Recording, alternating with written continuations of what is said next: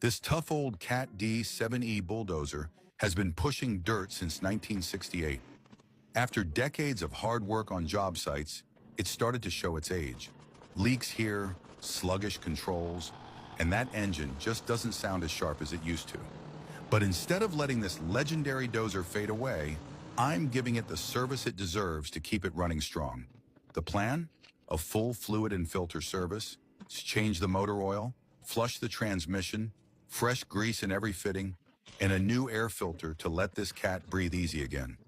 To kick off the project, I drained the old engine oil, which had turned black and thin after months of heavy pushing. Next, I moved to the transmission, dropping the old fluid and replacing it with fresh oil to keep those gears shifting smooth. Then came the greasing. Every pivot point, every linkage, every bearing got a fresh shot of grease to push back the squeaks and wear.